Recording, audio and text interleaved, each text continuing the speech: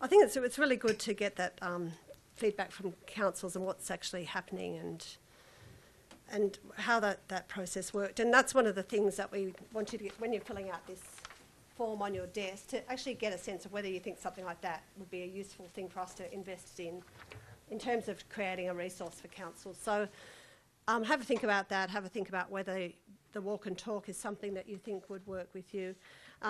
What I'm going to do now is I'm going to really skim through this because we're a bit late, but we talked about the proposed resource. The first part, the engagement process, that's what Peter's just spoken about, running a workshop, getting cross-council involvement, getting the community involved, seeing if that changes attitudes and facilitates the discussion.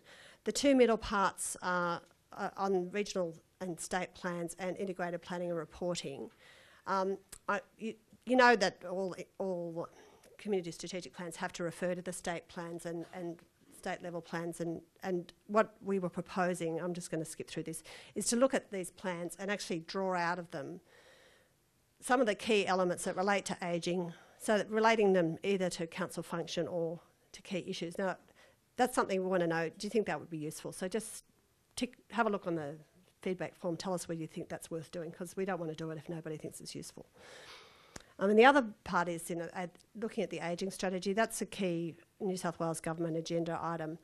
We'll talk more about that this afternoon, but there's a lot of elements in that strategy which refer to council's roles in terms of opportunities for seniors to access recreation, making age-friendly communities, improving involvement of older people in the community. They're all things that council has a key role in.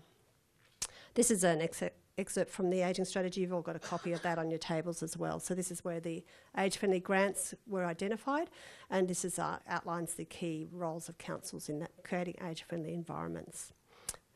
I talked about this before. So basically what we're trying to do is look at what the COTA project got out of that community strategic plan part of the exercise.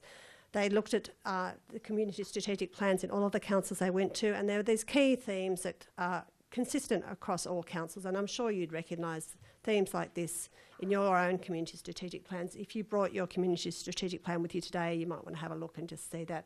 We've put some extra ones on the tables for people who don't have one to look at. But the key themes of livability, identity, wellbeing, safety, access, they're all themes that most community strategic plans have.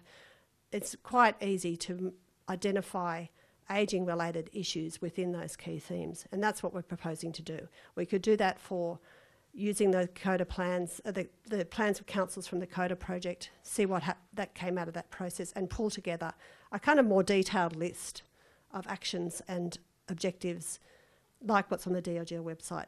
We can do that if you think that's useful. Tell us if you think it is.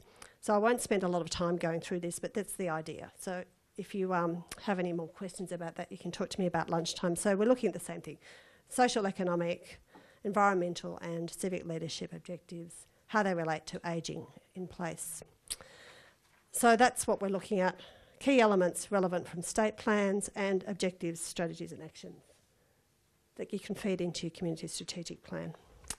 So I'm going to leave it there, and Melissa's going to spend some more time talking about the age-friendly built environments component of the resource. Thanks.